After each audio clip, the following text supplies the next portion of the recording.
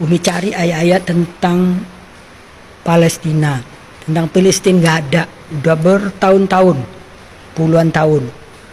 Mau bertanya kemana, karena perserikatan benci Yahudi itu sudah diajarkan sejak orang Islam itu masih kecil. Jadi tidak ada di Quran ini ayat tentang kebencian, tapi orang yang membenci punah emang ada. Inna syani akawal abtar. Oleh karena itu jangan pernah berharap bahwa Israel itu akan kalah. Makanya sering saya sampaikan begini, Yahudi Israel nggak mungkin kalah oleh kita.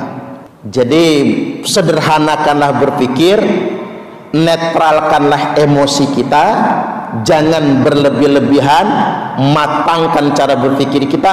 Israel nggak mungkin kalah. Israel nggak mungkin kalah.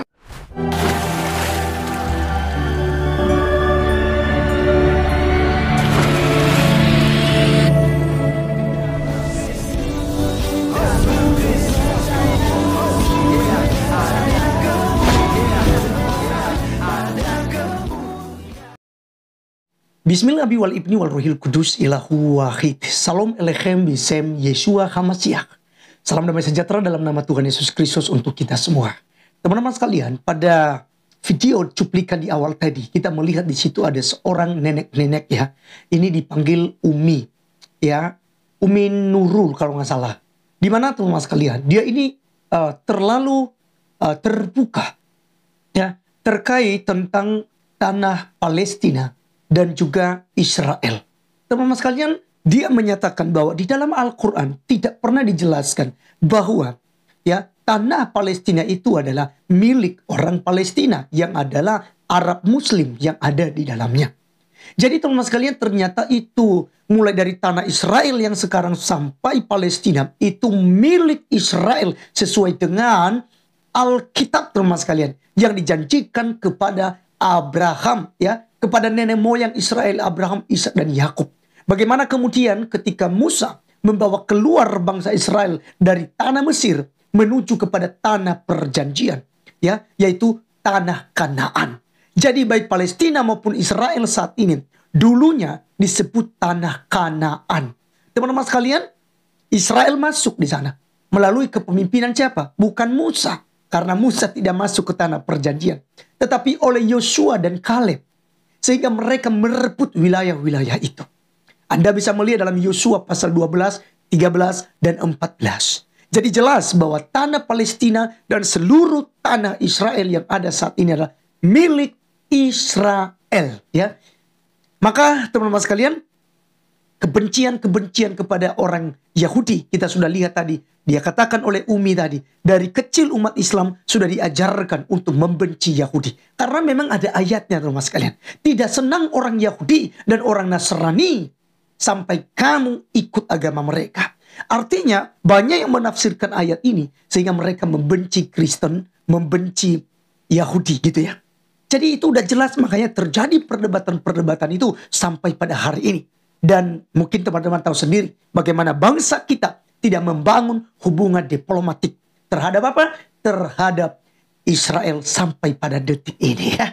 Nah oleh karena itu teman sekalian, ini menarik sekali karena ada beberapa yang bicara, nanti juga bahwa menurut saya juga tampilkan tentang koin yang pernah dibahas oleh Babi Haikal ketika dia berdebat di TV One sama Bu Monique Rikers. Ya, dikatakan ini koin, ini bukti bahwa eksistensi daripada Palestina itu sudah ada sebelum Israel. Nanti kita akan bahas, kita dengarkan sejarah yang sebenarnya daripada Pak Bambang Nursena. Baik teman sekalian, simak videonya sampai selesai. Jangan lupa tinggalkan komentar Anda. Berikut videonya. Ini bisa dilihat ayat 101 sampai dengan 104 surat Bani Israel atau surat Al-Isra atau surat ke-17. Karena gengsi dong kalau bilang surat Bani Israel. Dari kecil Umi diajarkan Buya di Sumatera Barat itu surat Bani Israel. Dan pernah juga belajar ngaji di Jambi. Surat Bani Israel. Gengsi surat Al-Isra atau surat ke-17 ayat 101 dan sampai 104. Di situ Allah memerintahkan Musa atau Moses untuk membawa Bani Israel menyeberang dari Mesir. Maka sampailah di suatu tempat di tanah terjanji itu. Di situ Allah berfirman di ayat 104-nya. Allah berkata bahwa disinilah negerimu, disinilah kamu tinggal sampai kamu dibangkitkan nanti kembali di tempat yang berbeda-beda. Maksudnya mungkin karena perkawinan atau karena merantau atau karena datang ke Indonesia atau ke Amerika gitu. Nah, Umi cari ayat-ayat tentang Palestina, tentang Palestina nggak ada, udah bertahun-tahun, puluhan tahun. Mau bertanya kemana, karena perserikatan benci Yahudi itu sudah diajarkan sejak orang Islam itu masih kecil. Jadi tidak ada di Quran ini ayat tentang kebencian, tapi orang yang membenci punah emang ada. Inna syani akawal abtar. Oleh karena itu jangan pernah berharap bahwa Israel itu akan kalah. Ingat tanggal 7 Oktober dia diserang tanpa sebab dan sampai korban 1.400 orang. Saya kira, Umi kira bangsa manapun, orang manapun, kalau diperlakukan seperti itu oleh Hamas itu adalah organisasi di dalam tubuh Palestina itu sendiri. Organisasi garis keras, organisasi teroris, kalau boleh dikatakan, dan tak segan-segan membantai kaumnya sendiri juga sesama Islam. Sudah banyak bukti. Nah, oleh karena itu Umi berharap para ulama, para ustadz, para pemuka agama untuk menyampaikan ayat Quran ini, bahwa tanah itu semuanya adalah milik orang Israel. Jadi kalau Palestina dikasih sebagian itu udah bersyukur mestinya. Kenapa harus minta lebih banyak? Dengan perjanjian Balfour, dengan pengumuman kemerdekaan di Aljazair bulan November tahun 85 itu, bahwa Palestina merdeka. Jadi sampai sekarang nggak pernah mengaku merdeka, itu kan namanya nggak bersyukur. Ada duta besarnya di sini kok, malah minta-minta sumbangan. Jangan-jangan duta besar ini Hamas pula ini. Oh, terus ada perwakilan di PBB, gitu. Jadi karena itu, tolonglah para ulama, para pemuka agama, para agama Islam maksudnya, ustadz dan bahkan menteri agama sendiri. Kan Anda itu sebagai ketua Banser itu maksudnya Jokowi nempatkan itu kan biar agak bagak lah, kata orang Padang tuh. Katakan yang benar gitu loh. Namanya juga Banser gitu loh, bahwa lihat ayat 101 sampai 104 itulah tanah itu, tanah Yerusalem itu keseluruhannya milik Israel kok. Tapi karena dikeroyok dunia, entah apa itu penyakit keroyok itu. Tapi Umi juga tahu penyebabnya itu, sebenarnya nanti di lain kesempatan Umi akan bicara penyebab kebencian itu apa, sampai semua ikut membenci, demo di sana sini membenci. Semoga Allah memberi kemenangan kepada kebenaran, itu janji Allah. Dan Allah berjanji pasti tidak akan mengusir orang-orang Israel atau Yahudi itu dari negerinya. Demikianlah, semoga mari kita sebarkan perdamaian, kasih sayang dan cinta untuk seluruh umat manusia, sebagaimana Allah dengungkan di dalam Al-Quran. Innallaha bin-nasi laraufur rahim. Allah sangat kasih sayang dan cinta pada seluruh umat manusia. Ingat itu, 2 kali disebut Allah di Quran. Demikian, semoga dapat dipahami, dan Umi tidak ada maksud apa-apa. Maksudnya cuma lillahi ta'ala, demi Allah menyampaikan kebenaran, karena kebenaran itu memang pahit. Semoga bisa diterima. Barakallah.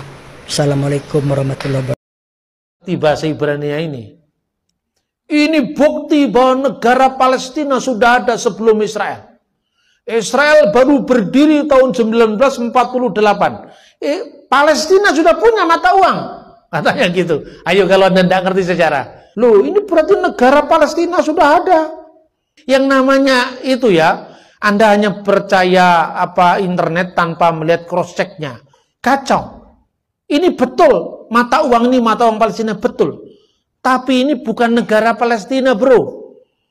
Mata uang ini diterbitkan ya oleh yang namanya Anglo-Palestine Bank. Anglo-Palestine Bank itu yang mendirikan siapa? Yang mendirikan itu jaringan gerakan Zionis yang dipimpin oleh Theodor Herzl. Dan bank ini namanya Anglo-Palestine Bank ini berdiri tahun 1902.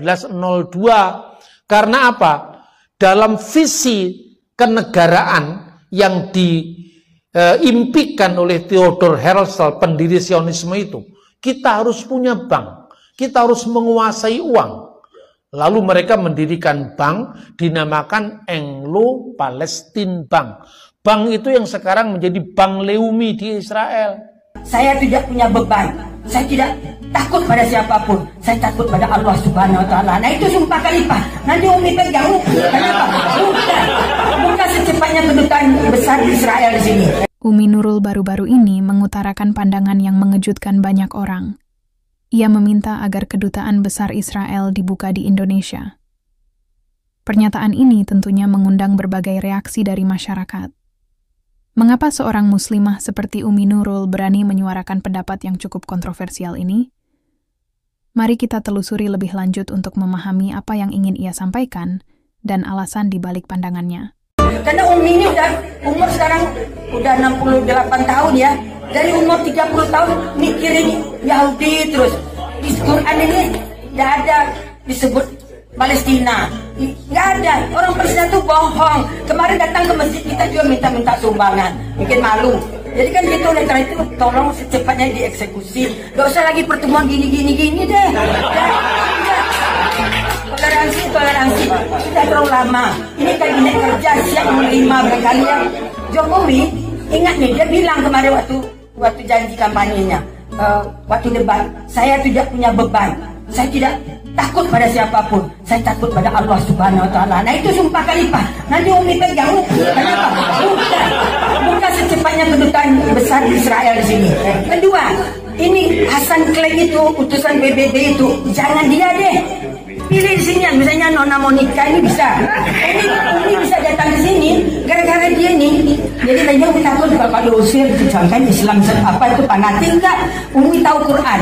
Umi berenang-renang di dalam Al-Quran. Sudah ketemu dengan Johanan Ben Zakkai.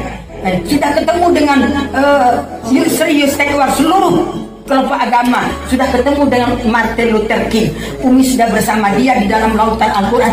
Kami mendapatkan satu kebersamaan di dalam keberagaman ini. Segera Rabai pulang ke mana, ke Singapura lagi, merantau pula dia.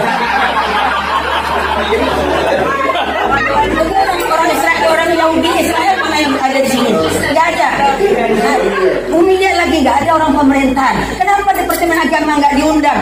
Harus, nggak boleh politik. Semua orang suami istri juga politik kok Pak. Makanya sering saya sampaikan begini, Yahudi Israel nggak mungkin kalah oleh kita. Jadi sederhanakanlah berpikir, netralkanlah emosi kita, jangan berlebih-lebihan, matangkan cara berpikir kita. Israel nggak mungkin kalah. Israel nggak mungkin kalah.